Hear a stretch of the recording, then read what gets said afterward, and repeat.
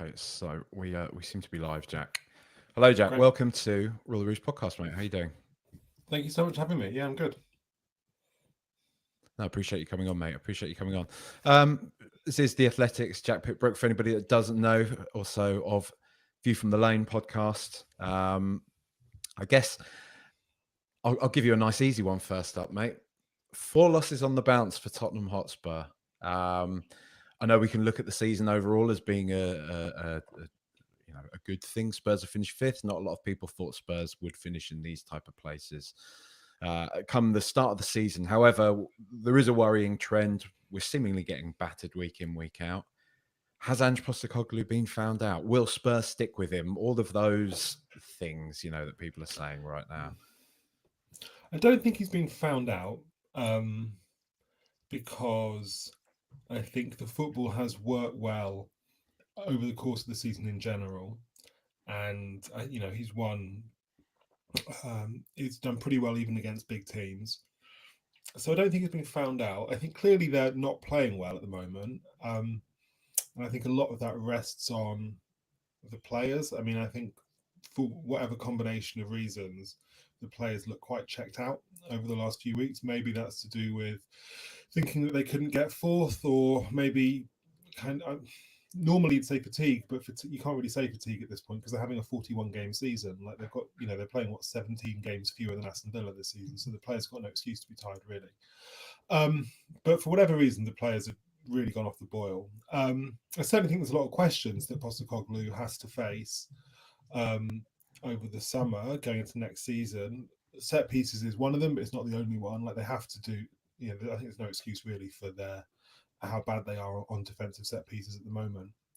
And in terms of will they stick with him, which is obviously like the big question, I've got no reason at the moment to believe that they won't. Like I've not heard anything at all to indicate that that Tottenham are sort of prevaricating in their backing for Ange. I think they absolutely have to back him. Like it would be madness if they don't back him now. There's no point in him being the manager, really. Like they have to go and get they have to get rid of the players he wants to get rid of. They have to bring in the players that he wants to get in if they're going to have any chance of this working in the medium term. But like as far as I know, I've got no suggestion that is not what they're going to try and do this summer. Well, I mean, what's the mood like when you've been, speaking to players or speaking to anybody involved with the club? I don't know if you saw Jermaine Defoe. I think he was on Sky Sports last night or the night before. And I know he works. I'm pretty sure he works around the club, doesn't he? Still works with some of the youth teams. And he seemed to say, the mood's great. Everybody kind of loves Ange. Everybody's on board with this.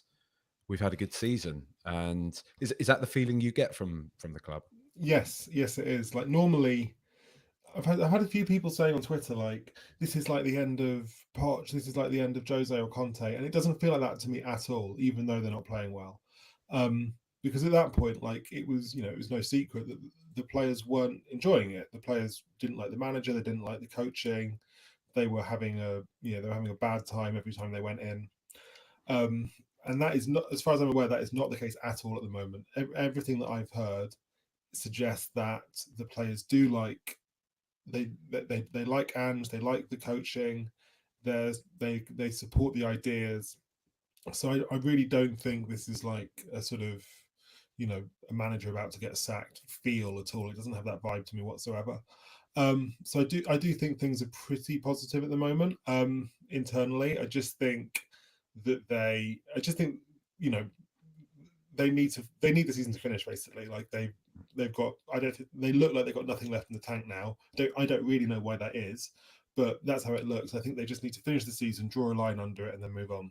I wonder if there's anything we can take from Ange Postecoglou's methods, the intensity of his football that's causing this fatigue. But it is still quite worrying, isn't it, that Tottenham having played, I think they'll have played as many games as Burnley this season. I think I'd seen for them to be as fatigued and as kind of out on their feet as this is a bit worrying. And I suppose Ange Postecoglou has alluded to this, hasn't he, recently when he said that some of these players essentially aren't cut out for this, right?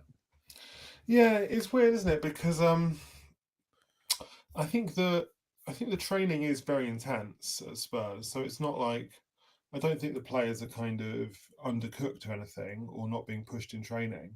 It is. I'm generally of the view that finishing fifth, given selling Kane and all the transitions and stuff, finishing fifth is fine. Like it's, I would have taken from a Spurs point of view, I would have taken fifth at the start of the season. I think most people would have done. But at the same time, I also think it's fair to say, should they really be below Aston Villa? Mm. When Villa have been playing have had like a season of Conference League football, which is basically akin to like almost half of a Premier League season. Like Villa have played so many more games than Spurs, and like, I know that Emery's been there longer than Ange, and I know that Villa have spent money on some decent players in the market, but there is part of me that thinks Tottenham shouldn't actually be finishing below Villa this season. So I'm a little bit like torn on that point, I think. Do you think they? I mean, because it's hard to say, isn't it?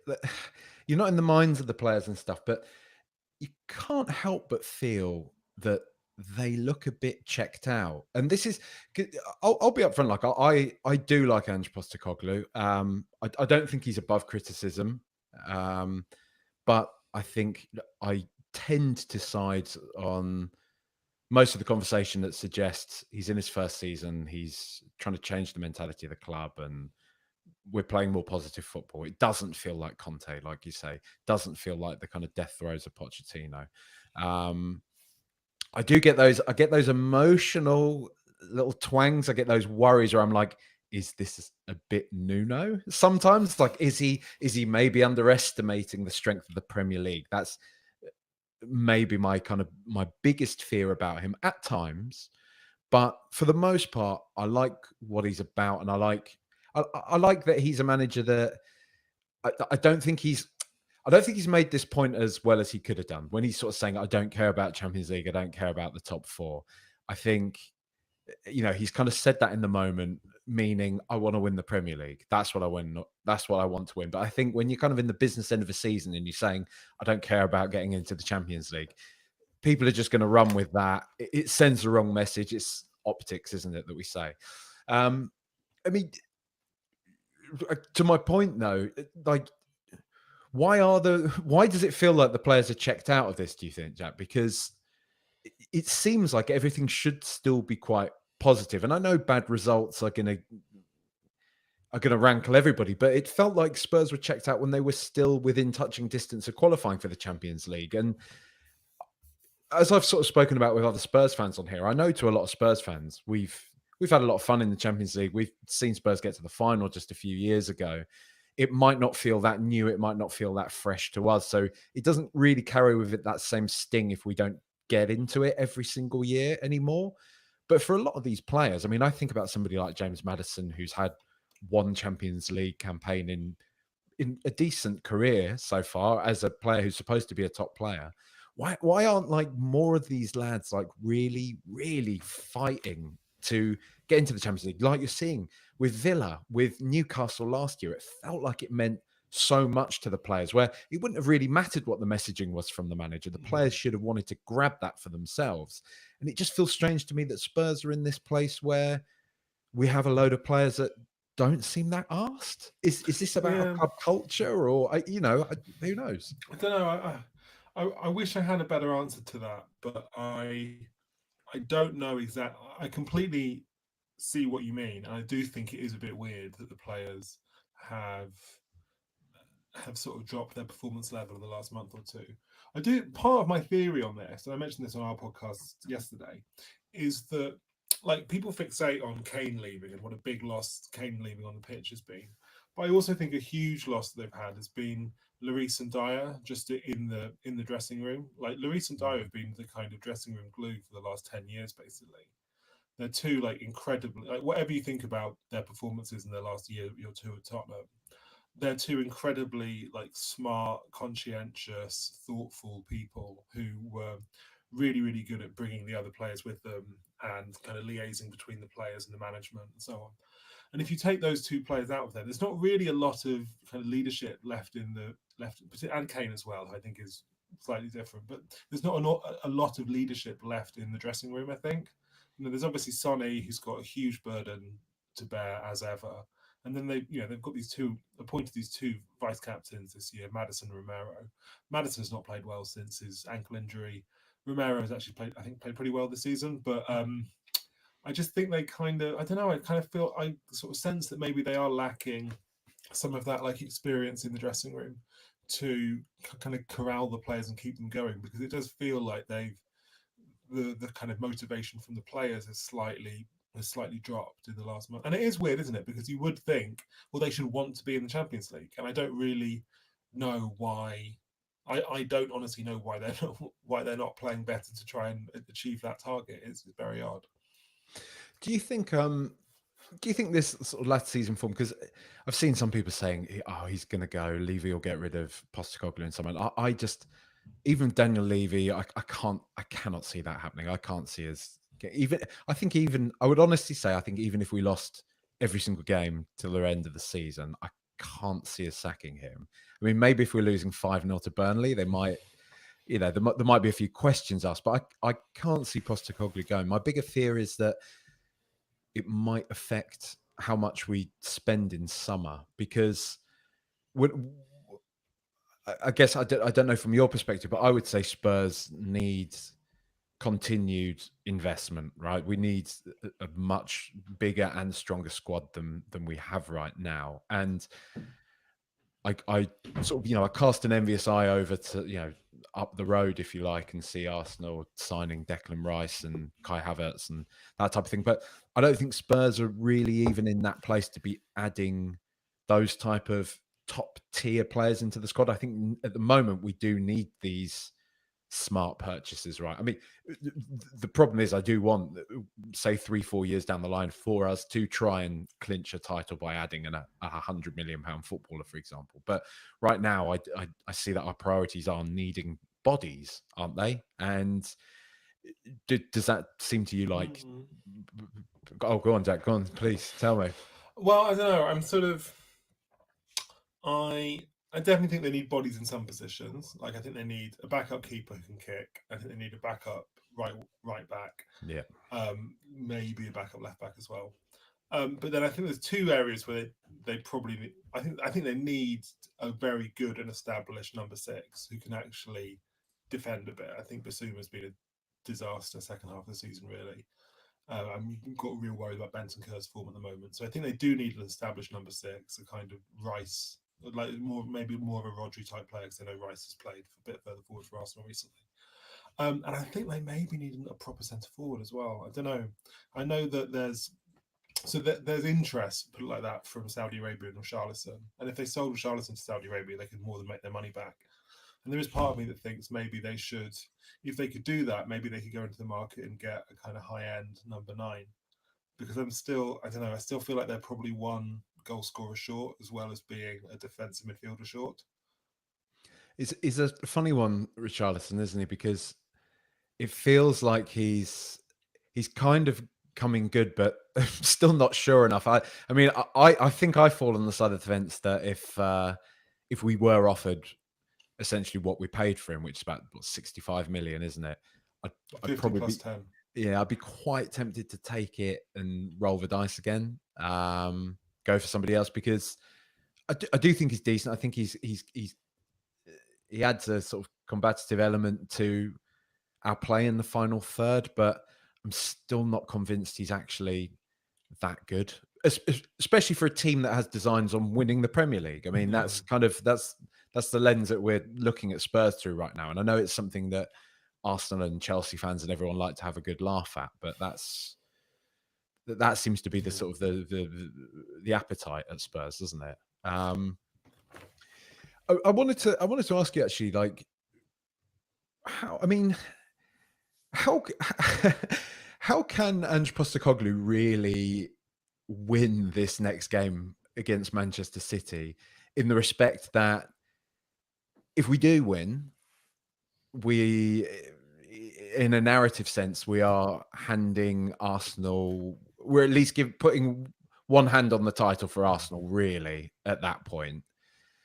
And if he loses it, it's 5 losses on the bounce. And I know Ange Postecoglou will try and deal with this in the way of saying, I'm a professional, I'm a manager, I know this stuff's important to the fans, but I want to win.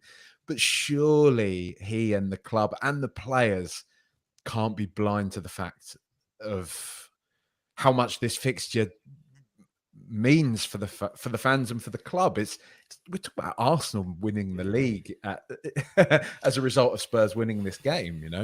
So my view on this is that the more that people say to Ange and the players in the build up to this game, you don't really want to win, do you? You don't want to see Arsenal win the league. I think that will actually intensify Tottenham's motivation to win the game, just because. And I know it's not just down to how much Tottenham want to win, but I think it will. Like, what footballers and managers are like they've all got big egos and they hate the suggestion. Like they've got their ego is like wrapped up in competitiveness basically, and I think the suggest like nothing offends them more than the suggestion that they might not want to win, they might not be trying. So I can see, and maybe this is wrong, and maybe City will just steamroll them and it'll be relevant, but there is part of me that thinks that all this stuff going into the game will actually make Tottenham produce a really, really high quality performance and just make them really like desperate to go and show to prove that they're not going to get pushed over, even though obviously this potential outcome of helping Arsenal to win the league is there, which frankly I don't think the players will care about half as much as the fans do. We've actually got Burnley first, don't we? I keep forgetting that Yeah, that one's snuck in I'm there. sure they'll win that game. Like Burnley are pretty washed. Yeah, I would hope so. But I mean, it is tough, isn't it? It's tough because you can't say to a group of players, "Don't win this one. Don't win it because the fans are going to get bantered." But I mean, the chance is that could be Ange Postecoglou's Tottenham legacy is the guy that won the title for Arsenal. And I know it's obviously not as straightforward as that, Jack. Like I know Arsenal have been brilliant. They've been building a squad for 4 or 5 years now. They've been playing brilliantly all season. It's not all just about this fixture, but you also know football doesn't work that way, does it? At least the way people talk about it. And I don't know. It is a concern. It is a concern. I mean, what's what what do you think about like Ange, mate? What do you think about his headspace on all this? Because we saw him doing this pointing head thing at the crowd at the away end, which seemed quite a bizarre move for a guy who's kind of reserved, right? Yeah, He's a somewhat, which seems funny to say in such an extroverted position, profession. He seems like quite an introverted guy in some respects. That's the sort of yeah, the element I get from him. Do you think he is for the first time feeling this? Have you noticed a change in him at all? yeah. I think I have noticed a change in him. You can see like, was it? I can't remember. It was either the Chelsea or the Liverpool game where he did his interview with Sky, and I think he was asked like an incredibly innocent question, like, "What do you think went wrong today?" And he said, which standard question after any game, and he said something like, "I'm not going to write you a dossier, mate," or something Yeah, like that. And yeah, you could just tell that he's probably a bit frustrated, to put it mildly, about how the last few weeks have gone. And you're right. I mean, like I also agree with you that he is very he is very reserved. Like he doesn't do small talk at all. Like um, he is quite introverted, I think. But he's also capable of these great moments of performance. That's like the interesting thing about him. Like you can see if you can watch clips online of like when he was Socceroos manager and he's doing these incredible team talks, which I think he still does. Like he's these.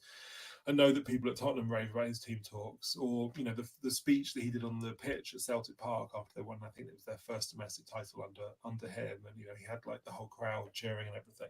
So he is capable of these moments of performance, but at the same time, I think he's quite withdrawn. He's not like somebody who could like work a room.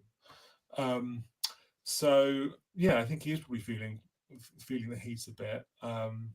He's always been quite chippy. Like even in his press conferences, which are great fun, he can be like a very very impressive talker, and he has really interesting answers for everything. But he can get really arsey sometimes. Like we've seen, these clips circulate on Twitter generally after one of these incidents where he'll take exception with the question or like have a little bit of a pop back at a question or something. Um, so he's always had that in his makeup. Some people, I actually don't mind it. Some people think it's a bit rude. I quite like. I quite like the way that he conducts himself in those settings. But yeah, I basically agree with you that he is probably starting to get a little bit antsy about the way things are heading. But I think that fundamentally, like I said, as long as I think a lot of the fans are on side, as long as the club stays on side, people will forget all this by the start of next season, I think. Have you been on the receiving end of anything from him at all, Jack? Have you kept in his No, good books? no, I haven't. I think it's because I ask brilliant questions, so there's Yeah. no.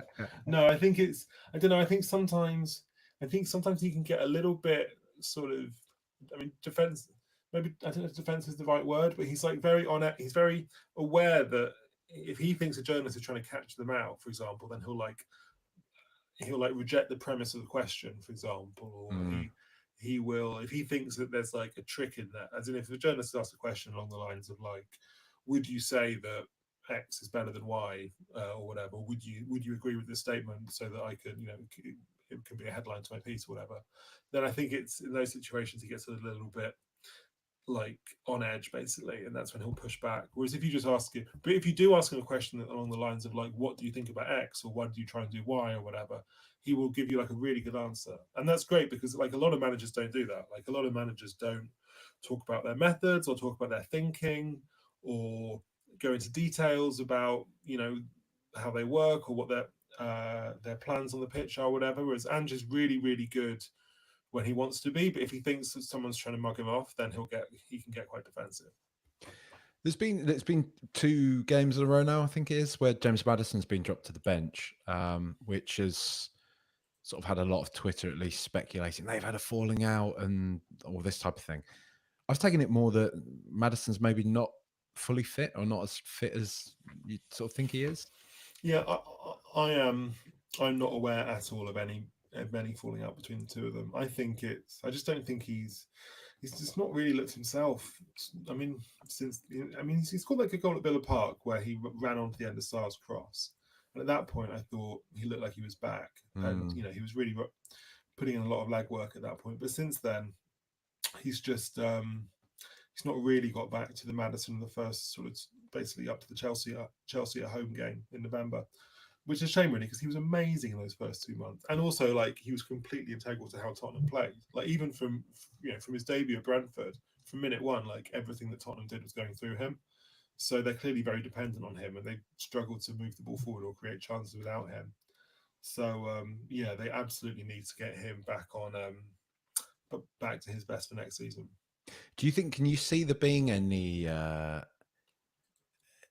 big casualties, if you like, this summer? Do you think there'll be anything that will surprise people? Because he's alluded to. He hasn't used the exact term "painful rebuild" as Pochettino did, but Yeah. he's essentially alluded to that type of Yeah, thing. so there was a line in his press conference last Friday where he said something like he was talking about how he's going to have to sell players, and he said something to the lines of like it was words to the effect of some of the sales will be obvious, but some of the sales I'll be thinking, oh, there's a good player there, and what I took that to mean was it's not just going to be like, with all due respect, it's not just going to be Emerson, Lo Celso, Sessegnon, the Ndombele, who are sold. Like it's going to be guys who played a lot of first team football this season who are sold.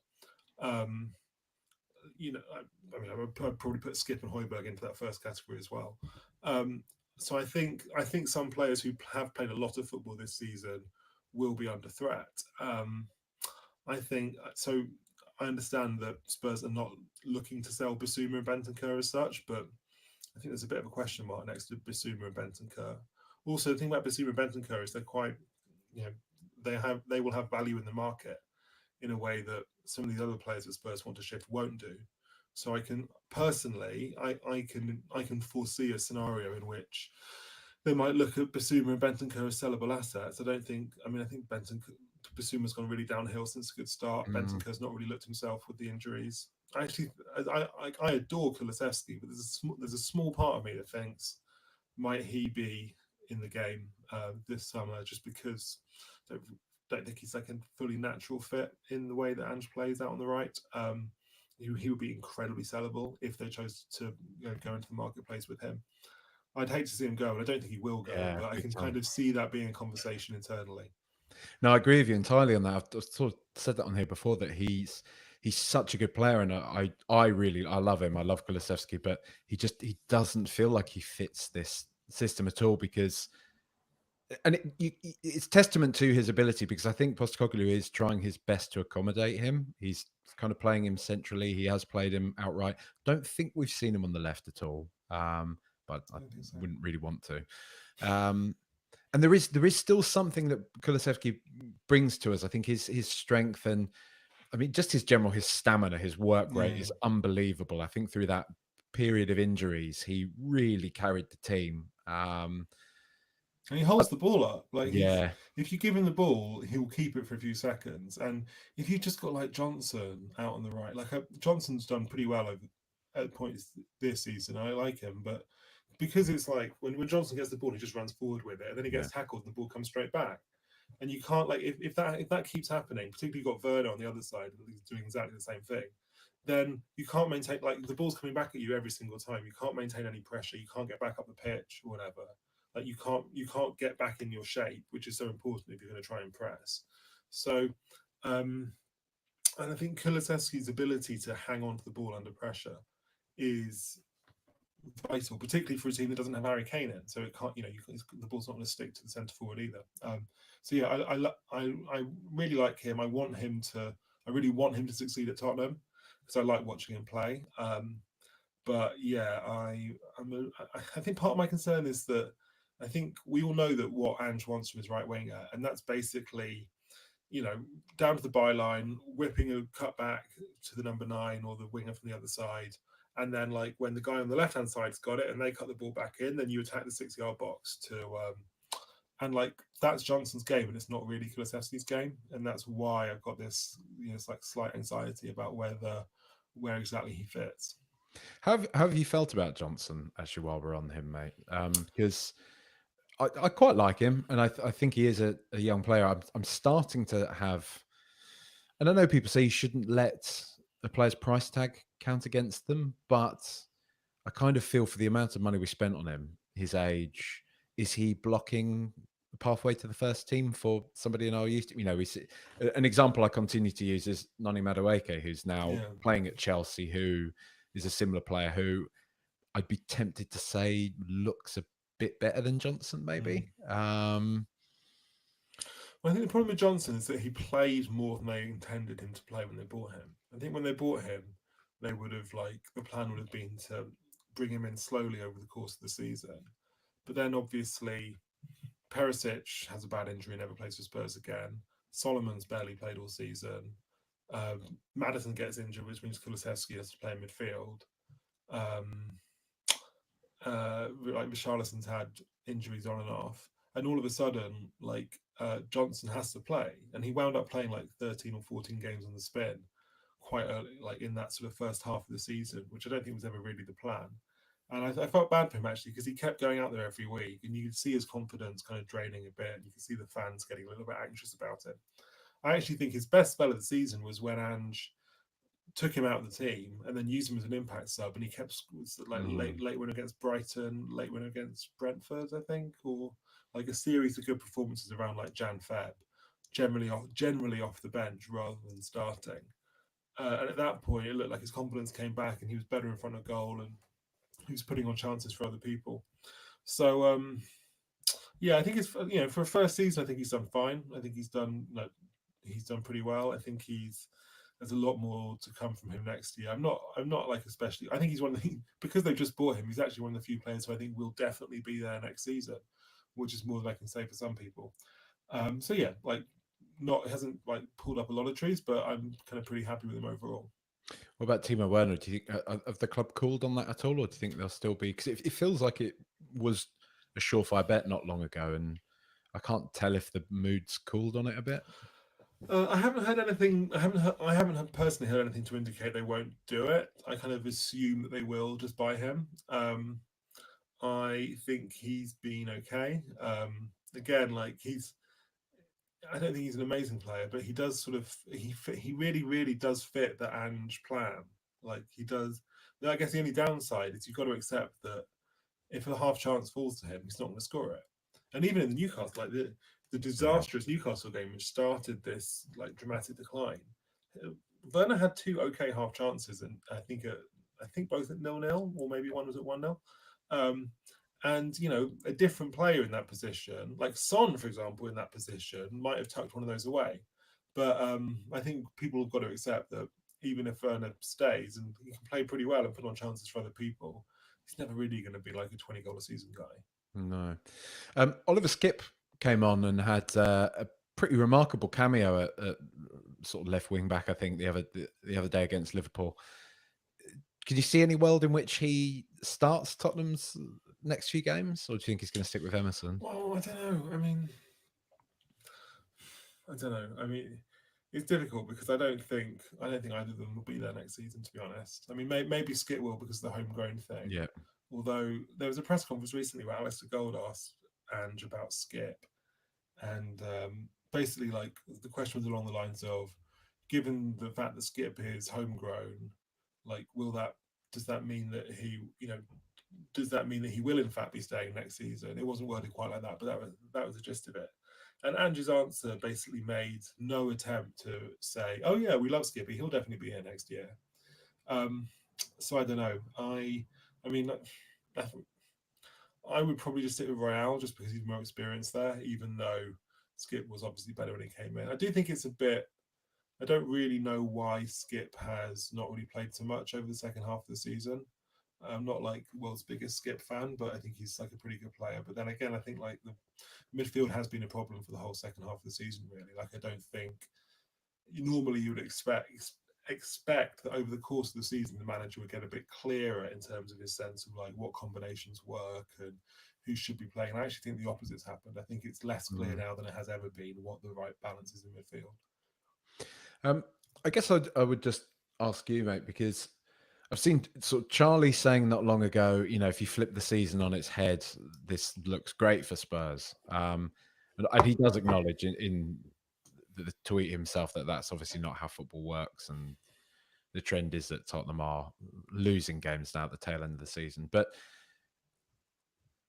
have you been? Are you impressed with Tottenham at all? Are you impressed with Postecoglou? Do you think Spurs are onto something good, or do you think it's just too hard to say at the moment? Yes, I am impressed. I think that at the start of the season, if you'd said they'd get fifth place and probably like low to mid 60s in points, I think people would say fine. At times they played really good football, and at times they played really good football in big games. It's not like they haven't really been stat padding either. It's not like they've been beating Luton at home 6-0 or whatever, and that's given a skewed sense of how they do. So I have been pretty impressed. I think I think the way that they play can work. I think it needs a lot. It needs everything to go right. Basically, it's like a house of cards. Like you Mm, can't. Like it needs everyone fit, everyone on form, everything. You need to totally dominate the opposition because if you give the opposition an inch, then obviously you've got like a huge amount of space behind your back four, and they'll kill you. Um, so yeah, like I think I'm generally on the like like Ange optimistic side of the argument. Probably less so than I was a few months ago. And I think I think it can work, but I definitely think they need more players in the summer. And I'm a little bit concerned that going from like, next summer they're going to have 8 Europa League group stage games, and trying like doing a Premier League season with no European football is kind of you're kind of playing on easy mode a bit because you're never flying back from Karabag on a Thursday night, and like Spurs are going to have a lot of that next season. And I just kind of hope that they have the extra depth that allows them to do that because I think otherwise, like it's going to cost them like I don't know 5 to 10 points in the Premier League. well, they're absolutely going to need that, and that is my biggest concern about this is the massive like increase in games that there is going to be next season. It is a shame. I mean, for obvious reasons, it's a shame, but just in a practical sense and not on an emotional plane, it is annoying that we went out of both cup competitions pretty early on because we've not really had any kind of sense of how Postecoglou will go about juggling those games, right? The increase in fixtures. No, yeah, it's hard to know. I mean, I think Uh, Look, they were unlucky to get Man City in the FA Cup. You can't really, they didn't really ever get a foothold in that game.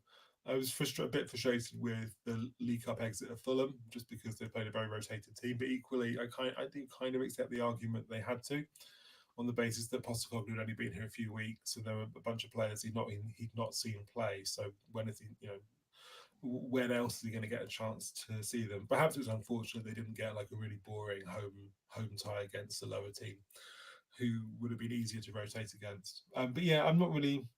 I think it's difficult, isn't it? Because if they've been in the Champions League next season, you have to go all in when you're in the Champions League, basically, and that would have tied out the players more. Whereas if you're in the Europa, then maybe we'll see more of the squad players and the youth and the younger players in Europe, particularly in that massive group stage, which I think has the capacity to be incredibly boring.